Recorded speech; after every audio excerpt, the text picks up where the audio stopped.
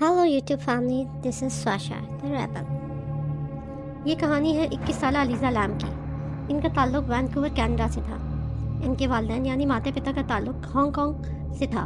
वो इमिग्रेशन करके Canada shift हुए थे और यूनिवर्सिटी ऑफ ब्रिटिश कोलंबिया में अलीज़ा लैम पढ़ रही थी। इसी तरह 23 जनवरी 2013 को वो अपने एक स्टडी टूर के सिलसिले में यूएसए रवाना हुई। यूएसए में कैलिफोर्निया का ट्रिप करते हुए भी वो अपने वालिदैन से मुसलसल राब्ते में थी।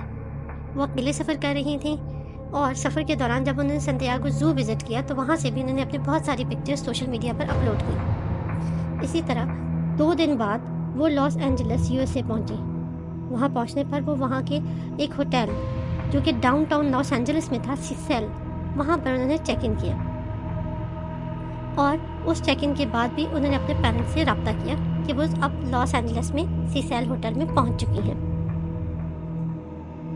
26 जनवरी 2013 को होटल सीसेल में चेक इन करने के बाद भी उन्होंने अपने पेरेंट्स को आगाह किया और यूँ 26 जनवरी से 30 जनवरी तक वो मुसलसल अपने पेरेंट्स के साथ राब्ते में थी। लेकिन अचानक 31 जनवरी 2013 को अलीज़ा लैम का अपने पेरेंट्स के साथ राब्ता मुनक़ता हो गया। 31 जनवरी 2013 को अलीज़ा लैम ने होटल सीसेल से चेकआउट कर जाना था और उसने वहाँ से आगे सेंटा क्रूज़ के लिए रवाना होना था। इस सारी सूरत हाल उसके पेरेंट्स के लिए बहुत ही परेशान कुन थी। चुनाचा मुसलसल रब्ता की कोशिश करने के बाद भी जब उनका रब्ता ना हो सका अपनी बेटी से, तो उन्होंने लॉस एंजलिस के पुलिस डिपार्टमेंट से रब्ता किया और उन्हें रिक्वेस्ट की कि उनकी बेटी को ढूंढा जाए। और इस तरह से वो खुद भी लॉस एंजलिस पहुंच गए ताकि अपनी बेटी को ढूंढ सकें। 31 जनवरी 2013 को गुमशुदगी के बाद मुसलसल अलीज़ा लैम को ढूंढने की कोशिशें जारी रहीं। 31 जनवरी 2013 को अलीज़ा लैम को सीसेल होटल के बाहर एक बुक स्टोर पर देखा गया था। वहाँ की मैनेजर ने बताया कि अलीज़ा उस दिन बहुत ही खुश और पुरजोश नज़र आ रही थी। वो अपनी वापसी के लिए चीज़ें खरीद रही थी और किताबें वगैरह देख रही थी। उन्होंने किताबों का वज़न भी चेक किया, जो किताबें ताकि उठाने में भारी ना हो, क्योंकि उन्हें आगे सफ़र पर जाना था। इस सारी सूरत हाल के बाद पुलिस ने होटल की तलाशी शुरू की। पुलिस ने होटल की तलाशी के दौरान अपने साथ तफ्तीशी कुत्तों को उभर भी लेकर आई। इन तफ्तीशी कुत्तों के ज़रिए पहले अलीज़ा लैम का रूम चेक किया गया और फिर इन्हीं तफ्तीशी कुत्तों को आगे तमाम होटल की लॉबीज़ और कमरों में घुमाया गया ताकि अलीज़ा लैम की खुशबू या उसकी जो महक है उसके ज़रिए से कुत्ते उसकी निशानदही कर सकें। इस तरह से ये कुत्ते बिल्डिंग की मुख्तलिफ हिस्सों में गए, जिसमें होटल के ऊपर की छत, बालकनी और तमाम तर कमरे थे। वहाँ तमाम कमरों को चेक किया गया, लेकिन वो कुत्ते कहीं पे भी अलीज़ा लैम की निशानदही ना कर सके। इस तरह से एक हफ्ते तक अलीज़ा को ढूंढने की कोशिशें जारी रहीं। लेकिन फिर एक हफ्ते बाद यानी 6 फरवरी को लॉस एंजलिस पुलिस डिपार्टमेंट ने आम आवाम से भी मदद की अपील की और यूँ अलीज़ा लैम की पिक्चर्स को ऑनलाइन पोस्ट किया गया और जहाज़ के ज़रिए उसकी पिक्चर्स इर्द गिर्द और पड़ोस में बांटी गई। इस बिल्डिंग सीसेल होटल के इर्द गिर्द बांटी गई ताकि आम आवाम के ज़रिए मदद हासिल की जा सके और अलीज़ा का पता लगाया जा सके। लेकिन इसमें भी कोई खातिर ख्वाह कामयाबी नहीं हो सकी। अलीज़ा की तलाश के लिए कार्रवाई जारी थी। इसी तरह एक और हफ्ता गुजर गया और 13 फरवरी 2013 को अलीज़ा लैम की एक और वीडियो रिलीज़ की गई, जो कि 31 जनवरी 2013 की वीडियो थी। उस दिन अलीज़ा लैम को एलिवेटर में देखा जा सकता है कि वो लिफ्ट में मौजूद थी, लेकिन इसके बावजूद अभी तक अलीज़ा का कुछ पता ना चल सका था। अलीज़ा के लिए तलाश जारी थी कि जब होटल में कुछ मेहमान जो मौजूद थे उन्होंने शिकायत की उनके नलकों में पानी का प्रेशर बहुत कम आ रहा है। कुछ मेहमानों ने ये भी शिकायत की कि उनके नलकों में से काला पानी आ रहा है और पीने के पानी का जायका भी बहुत ही अजीबोगरीब है। इस तरह इस शिकायत के सिलसिले में 19 फरवरी की सुबह एक मेंटेनेंस वर्कर संतियागो लोपेज, जो कि होटल का एक मेंटेनेंस वर्कर था, उसने इसकी मेंटेनेंस के लिए छत पर गया, लेकिन वहां पहुंचकर उसे एक और खौफनाक मंजर दिखाई दिया। संतियागो लोपेज पानी का प्रेशर की मेंटेनेंस के लिए जब छत पर गया और छत के टैंक में से उसने देखा तो उसे टैंक में से एक बॉडी नजर आई। गौर से देखने के बाद उसे पता चला कि ये अलीज़ा लैम की बॉडी थी, जो कि उस टैंक के पानी में तैर रही थी। ये सब कुछ देखकर वो बहुत घबरा गया और उसने नीचे होटल मैनेजर को इन्फॉर्म किया और इस तरह से कुछ ही देर में लॉस एंजलिस पुलिस और बाकी सारे इदारे रेस्क्यू वाले वो सीसेल होटल की छत पर पहुंच गए। छत पर पहुंचने के बाद उस टैंक को काट कर उसके सर को हटाया गया, क्योंकि अलीज़ा की बॉडी को उस टैंक में से निकालने के लिए उस टैंक का सुराख बहुत छोटा था। और इस तरह से 19 फरवरी को अलीज़ा लैम की लाश बरामद हो गई।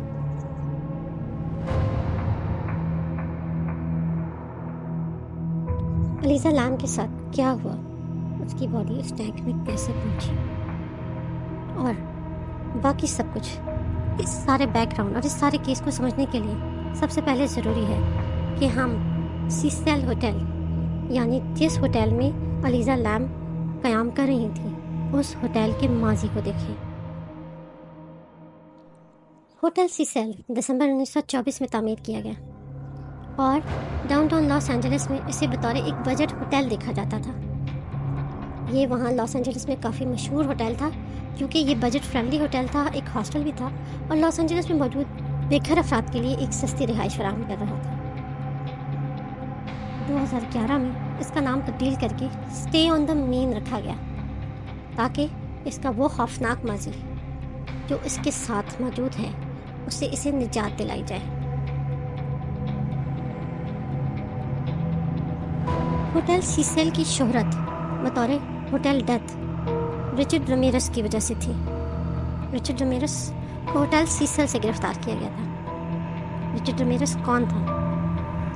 رچرڈ رمیرس جسے نائٹ سٹاکر یعنی رات کا شکاری کہا جاتا تھا کیونکہ وہ آدھی رات کو لوگوں کے گھر میں گھس کے لوگوں کا شکار کیا کرتا تھا۔ اپنے ان تمام شکار اور جرم کرنے کے دوران وہ ہوٹل سیسل میں ہی قیام پذیر تھا۔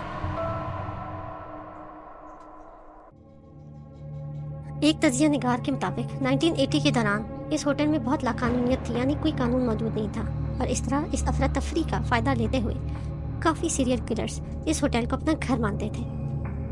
1980 ہی کے دوران یہ کہا جاتا تھا کہ آپ صرف 6 منزل یعنی 6 فلور تک محفوظ ہیں اور اس سے اوپر جانے کا آپ تصور نہیں کر سکتے کیونکہ اس سے اوپر جانے پر آپ مارے جا سکتے ہیں، آپ کا بے دردی سے قتل ہو سکتا ہے، آپ کو لوٹا جا سکتا ہے اور آپ کو کھڑکی سے باہر پھینکا جا سکتا ہے۔ رچرڈ رمیرس بھی ہوٹل سیسل کے 14 یعنی 14 فلور پر رہتا تھا۔ وہ کبھی اپنے شکار کو ہوٹل نہیں لایا تھا، بلکہ وہ شکار یا جرم کرنے کے بعد اس ہوٹل کو محفوظ آرام گاہ سمجھ کر یہاں لوٹتا تھا۔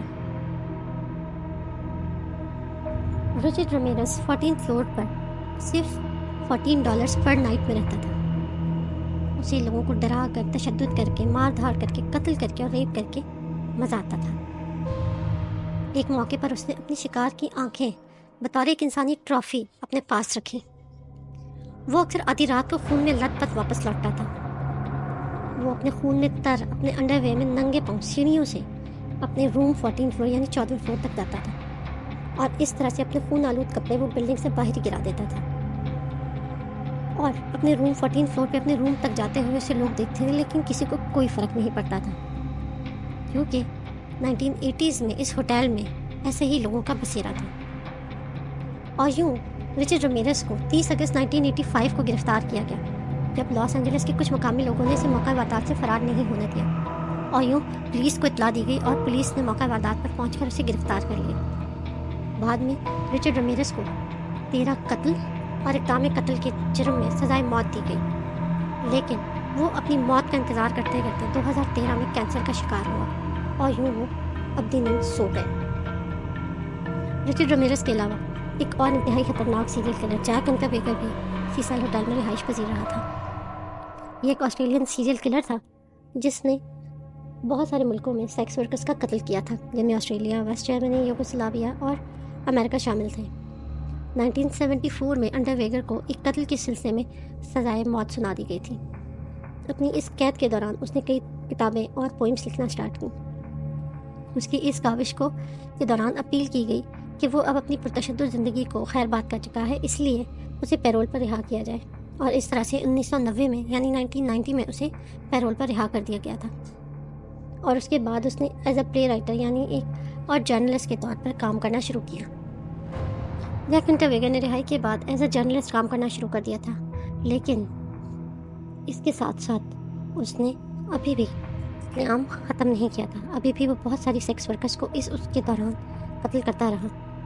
اس طرح سے 1992 میں اسے گرفتار کر لیا گیا، لیکن سزائے موت سے پہلے ہی اس نے جیل میں خود کو پھانسی لگا دی، اسی طریقے سے جس طرح سے وہ اپنے شکار کو قتل کیا کرتا تھا یا پھانسی لگایا کرتا تھا۔ اور اس طرح سے سیسل ہوٹل کی شہرت میں ایک نام جیک انٹرویگر کا بھی ہے۔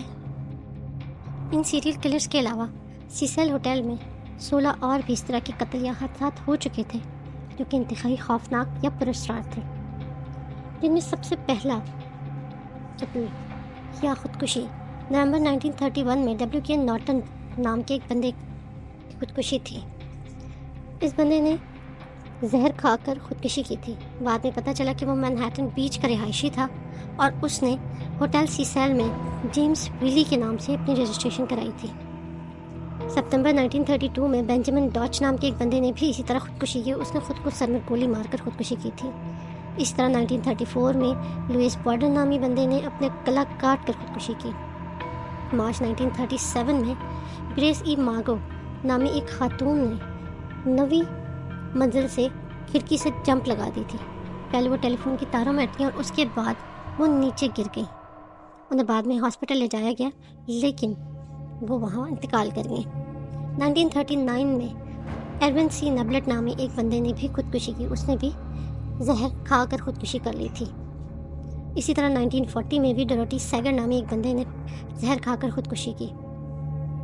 اسی طرح 1944 میں ڈوروٹی جین پورل نامی ایک عورت نے اپنے نیو بارن بیبی کو 14ویں منزل سے نیچے گرا دیا تھا اور اس طرح سے اپنے بیٹے کی ڈیتھ ہو گئی تھی۔ 1947 میں رابرٹ اسمتھ نے خودکشی کر لی تھی۔ وہ بھی 7ویں منزل سے اس نے جمپ کیا تھا اور اس طرح سے خودکشی کر لی تھی۔ 54 میں ہیلن گرنی نامی ایک بندے نے بھی خود کو بلڈنگ سے گرا کر خودکشی کر لی۔ 1962 میں جولیا فرانسس نامی ایک بندی نے خودکشی کی۔ اسی طرح اکتوبر 1962 میں پالین جارجن کینی نام کی ایک بندی نے 9ویں فلور سے جمپ لگایا اور اس جمپ کے دوران نیچے سے پیدل گزرنے والے ایک اور شخص کیا نے جو کہ گزر رہا تھا اس کے اوپر وہ گر گئی اور اس طرح سے ان دونوں کی ہی ڈیتھ ہو گئی۔ اسی طرح 1964 میں پیجن گولڈی نام کی ایک بندی کو پوری طرح سے چاقو گھونپا گیا تھا، اسے مارا گیا تھا اور اس کا ریپ کیا گیا تھا اور اس کی باڈی سیسیل ہوٹل سے برآمد ہوئی۔ اس طرح 1975 میں بھی ایلیزن لوور نام کی ایک عورت نے 12ویں منزل سے نیچے جمپ کر کے خودکشی کر لی تھی۔ 1992 میں بھی ایک عورت نے بلڈنگ سے جمپ لگا کر خودکشی کر لی تھی اور فیبرری 2013 کو بھی ایلیزا لیم کی ایکسیڈنٹل ڈیتھ ہو گئی تھی ہوٹل سیسیل میں، اور جون 13 2015 کو بھی ایک اور ڈیتھ ہوئی سیسیل ہوٹل میں جس کا نام نہیں معلوم ہو سکا۔ اس نے بھی نیچے جمپ لگا کر ہوٹل سیسیل سے خودکشی کر لی تھی۔ سیسیل ہوٹل میں ایک اور مشہور زمانہ کیس جسے الزبتھ شارٹ یعنی بلیک ڈہلیا کے نام سے بھی جانا جاتا ہے، اس کیس میں الزبتھ شارٹ نامی خاتون کو آخری دفعہ سیسیل ہوٹل کی لابیز میں دیکھا گیا تھا۔ اس کے بعد سے وہ گم ہو گئی تھی۔ تقریباً 10 دن بعد پھر ان کو سفاکی سے بے دردی سے قتل کیا گیا تھا اور ان کی لاش کو 2 ٹکڑے کر کے ان کے نیچے دھڑ کو کاٹ کے الگ رکھا گیا تھا۔ ان کی آنتیں نکال کے باہر پھینکی گئی تھیں اور اسی طرح ان کے چہرے کو، ان کے منہ کو پورا کاٹ کے کانوں تک کاٹ دیا گیا تھا اور ان کی انتہائی مسخ شدہ لاش قریب کے ایریا سے ملی تھی۔ اس طرح سے الزبتھ شارٹ کے کیس کو بھی سیسیل ہوٹل سے جوڑا جاتا رہا ہے۔ ایلیزا لیم کے کیس کی کافی مشابہت 2002 میں جاپانیز ایک ہارر فلم ڈارک واٹر سے بھی ہے۔ یہ جو ہارر فلم جاپان میں بنائی گئی تھی یہ ایک ماں اور بیٹی کی کہانی ہے جس میں ماں کا نام ڈہلیا اور بیٹی کا نام سیسیلیا ہے۔ یہ دونوں رینٹ پر ایک اپارٹمنٹ لیتے ہیں لیکن کچھ ہی دنوں میں ان کے بیڈ روم کی چھت میں سے کالا پانی ٹپکنے لگتا ہے۔ انہیں پتہ چلتا ہے کہ ان کے گھر کی جو چھت ہے اوپر اس پہ سارا پانی بھر گیا ہے اور جو اوپر چھت پہ جو فیملی رہتی تھی وہ گھر چھوڑ کے اچانک پراسرار طور پر غائب ہو گئی ہے۔ اس طرح جب ڈہلیا چھت پہ جاتی ہے تو اسے اس چھوٹی سی بچی کی باڈی ملتی ہے جو کہ بہت پہلے اس اپارٹمنٹ میں رہا کرتی تھی اور اسے اس کے ماں باپ چھوڑ کے چلے گئے تھے اور وہ ایکسیڈنٹلی اس پانی کے ٹینک میں گر کر فوت ہو گئی تھی۔ اس کیس کی کافی ساری چیزیں ایلیزا لیم کے کیس سے مشابہت رکھتی تھیں جو کہ بہت خطرناک تھا۔ اسی طرح ایلیزا لیم کی گمشدگی کے دوران ایلیزا کی آخری ویڈیو جو کہ لفٹ ایلیویٹر میں تھی ایک ریلیز کی گئی۔ اس ویڈیو میں بھی کافی پراسرار چیزیں آپ کو دیکھنے کو ملیں گی۔ سب سے پہلے جب ایلیزا لفٹ میں سوار ہوتی ہے تو وہ لفٹ بند کرنے کی کوشش کرتی ہے لیکن لفٹ بند نہیں ہوتی۔ وہ پھر بہت سارے بٹن دباتی ہیں، وہ ایلیویٹر کے موشن سینسرز کو ایکٹیویٹ کرنے کے لیے کبھی باہر اور کبھی اندر آتی ہیں لیکن لفٹ بند نہیں ہوتی۔ اسی طرح جب وہ باہر دوبارہ نکل کے کھڑی ہوتی ہیں تو بہت ہی عجیب و غریب سی حرکتیں کرنے لگتی ہیں، جیسے وہ کسی اندیکھی چیز سے بات کر رہی ہیں یا سامنا کر رہی ہیں۔ اس ایلیویٹر ویڈیو میں دیکھا بھی جا سکتا ہے کہ وہ بہت خوف زدہ ہیں، کسی سے چھپنے کی کوشش کر رہی ہیں۔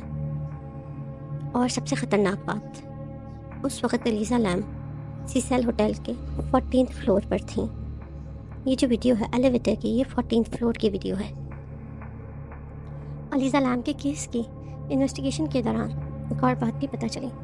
الیزا شروع میں لاس اینجلس میں سیسیل ہوٹل میں ایک شیئرڈ روم ہے، یہاں پر وہ 2 اور بھی ان کے روم میٹس تھے، ان کے ساتھ رہتی تھیں، لیکن اپنی گمشدگی سے ایک دن پہلے انہیں ایک سیپریٹ روم یعنی الگ روم میں شفٹ کر دیا گیا تھا۔ ان کے روم میٹس ان سے کمپلین کر رہے تھے کہ الیزا کو عجیب و غریب چیزیں نظر آنا شروع ہو گئی تھیں۔ وہ چیخ رہی تھیں کہ یہاں سے نکلو، گھر جاؤ، یہاں تک کہ وہ اپنے روم میٹس کے لیے پیپر لے کر چھوڑ رہی تھیں کہ گھر جاؤ، یہاں سے نکل جاؤ، اور اپنا روم لاک کر کے اندر بیٹھ جاتی تھیں۔ الیزا لیم کے اس آڈ بیہیویئر کی وجہ سے ان کے روم میٹس نے ان کو سیپریٹ روم میں شفٹ کر دیا تھا۔ بعد میں مزید تفتیش کے مطابق میں یہ بھی معلوم ہوا کہ الیزا لیم کو بائی پولر ڈس آرڈر تھا، جس کے لیے وہ دوائیاں کھا رہی تھیں۔ اس آرڈر میں انہیں بہت سارے ہیلوسینیشنز یعنی بہت ساری عجیب و غریب چیزیں، فرضی چیزیں نظر آتی تھیں ارد گرد۔ اپنے بچپن کے واقعات میں سے ان کے پیرنٹس نے بتایا کہ بچپن میں بھی ان کو اس طرح کی عجیب و غریب چیزیں جب نظر آنا شروع ہوتی تھیں تو وہ ان سے ڈر کے اکثر اپنے بیڈ کے نیچے چھپ جایا کرتی تھیں۔ آخر میں پولیس نے تفتیش مکمل کر کے الیزا لیم کے کیس کو ایک ایکسیڈنٹل ڈیتھ یعنی ایک حادثاتی موت قرار دیا، اور اس طرح سے یہ کیس کلوز ہو گیا۔ اس کیس کے بارے میں آپ کی کیا رائے ہے؟ آپ کو کیا لگتا ہے کہ سیسیل ہوٹل میں واقعی ہی کوئی پراسرار چیزیں رہتی ہیں اور الیزا کو بھی انہی پراسرار چیزوں نے موت کی طرف دھکیلا، یا یہ واقعی ایک حادثاتی موت تھی؟